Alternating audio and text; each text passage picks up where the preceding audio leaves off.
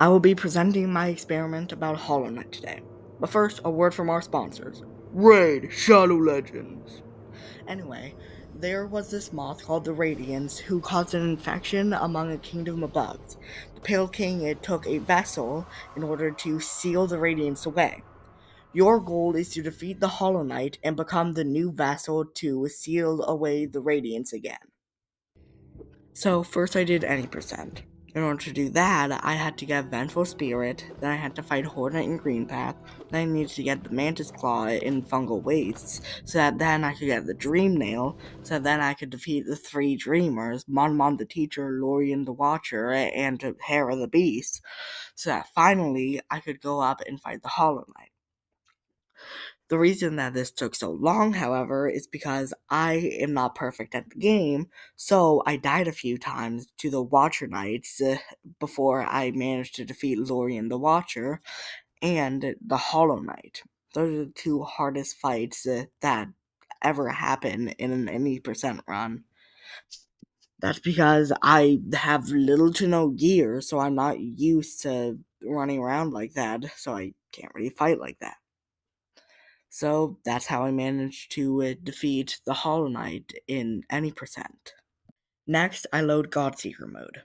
This time I simply equip Unbreakable Strength, Shaman Stone, Steady Body, Quick Slash, and Dream Wielder. These are charms and they make up my most comfortable loadout. Then I run to the Pantheon of the Master ASAP. I put on 2 bindings at once, hoping to save time later in the run. After I beat it, I go back and beat the other 2 bindings individually. I go to the Pantheon of the Artist doing the same strategy but with different bindings. This time I opt the shell binding out of the equation since it limits my maximum health. Then the Pantheon of the Sage is next. I try without the soul binding this time. And lastly, Pantheon of the Knight. I try with only nail bindings. And after I beat it, I record the time it took me to beat the entire file. I do this by exiting out of the file and looking at the time spent. These were my results. My independent variable was the game mode, since it was the deciding factor on how fast I could do it, which was the dependent variable.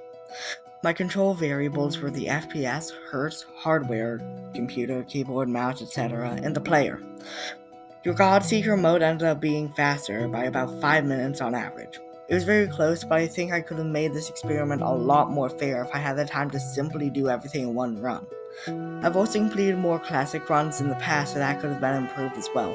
They also didn't have nearly the same goal, as I had to restrict myself in Godseeker. All in all, I think this experiment was good enough, but had plenty of room to improve. Thanks for watching, be sure to like and subscribe, unless you're the class I'm presenting this to.